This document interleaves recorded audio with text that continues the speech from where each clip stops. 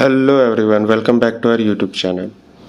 पिछले वीडियो में हम लोगों ने कार्डिनल यूटिलिटी के कॉन्सेप्ट को समझा था, जहाँ पे हमें पता चला कि कार्डिनल यूटिलिटी बहुत सिंपल है समझने में, बट उसके बहुत ड्रॉबैक है। जैसे कि हम लोग कैसे एक क्वांटिफाई करेंगे कि एक पर्टिकुलर यूटिलिटी के लिए इतना ही नंबर होना चाहिए।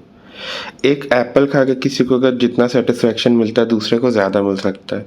अगर दूसरा बंदा ऑन अ स्केल ऑफ 10 में उसको नोट करता है, तो किसी को ऐसा लग सकता है कि नहीं, मैं 5 पे, मैं 100 पे करूँगा।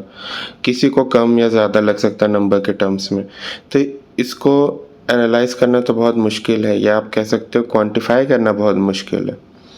रियल लाइफ में हम लोग कभी भी यूटिलिटी को नंबर के फॉर्म में तो एक्सप्रेस नहीं करते कि आपको बहुत प्यास लगी है, बहुत थके हारे हो, आप आके जो है लेमनेड पीते हो, नींबू पानी पी के आप कहते हो कि यार मुझे ना क्या बताऊँ, इतना सेटिस्फैक्शन मिल रहा है कि मुझे 10 सेटिस्फैक्शन मिल गया। पक्का पिलाने वाले भी आपको जो है क्या पता गाली देंगे, क्या कौन सी भाषा बक रहा है ये।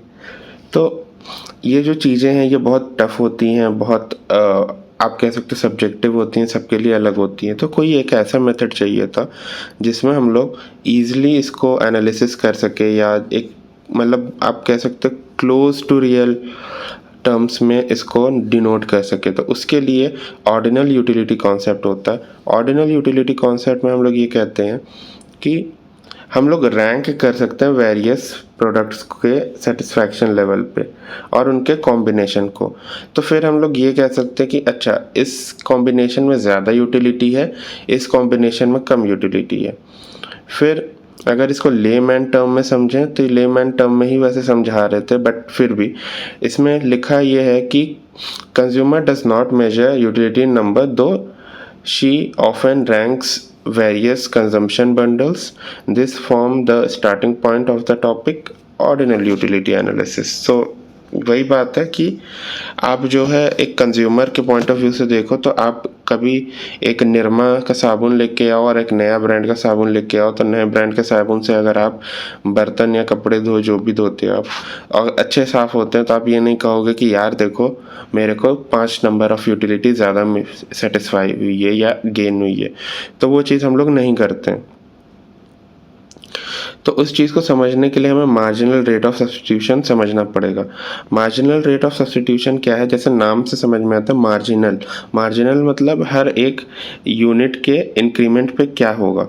रेट क्या है, रेट आपको समझना पड़ेगा। रेट इज़ एवरेज कह लो, या आप कह सकते हो रेशियो कह लो यहाँ पे। और सब्स्टिट्यूशन मतलब कोई एक चीज़ कम हो रही है या कोई एक चीज़ ज़्यादा होगी, तो जो अगर कोई एक चीज़ ज़्यादा होगी तो दूसरी चीज़ का कम होना है। तो इसी को अगर हम लोग ऐसे आप कह सकते हो वर्ड्स में डिफाइन करें तो marginal rate of substitution is the amount of goods that consumer is willing to consume compare to another goods as long as new good is equally satisfying. MRS is used in indifference theory to analyse consumer behaviour. तो इसका concept अपन ऐसे समझते हैं कि एक quantity of बनाना है और 15 quantity of mangoes हैं, तो ये एक कॉम्बिनेशन बनेगा।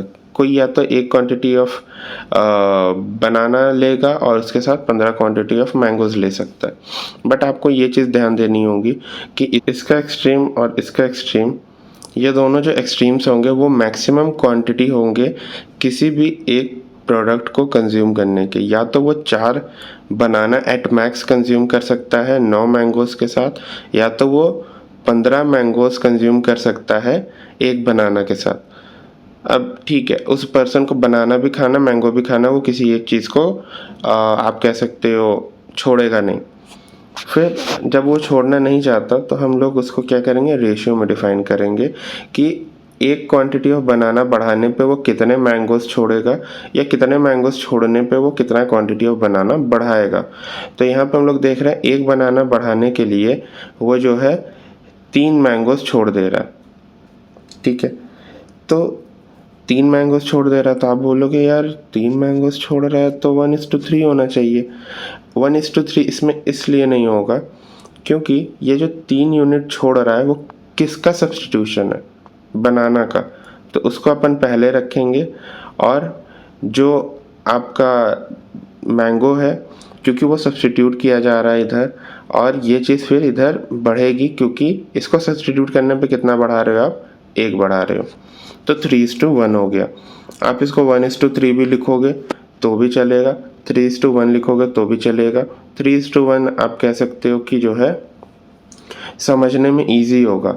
हाउएवर मेरे को ये लगता है कि इनको ये दोनों चीज़ आगे पीछे कर देनी चाहिए थी, बट ठीक है।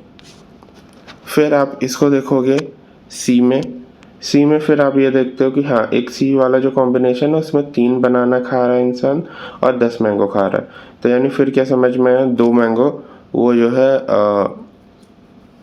सब्स्टिट्यूट करने को, या आप कह सकते हो सेक्रीफाइस करने को रेडी है एक क्वांटिटी ऑफ बनाने के लिए।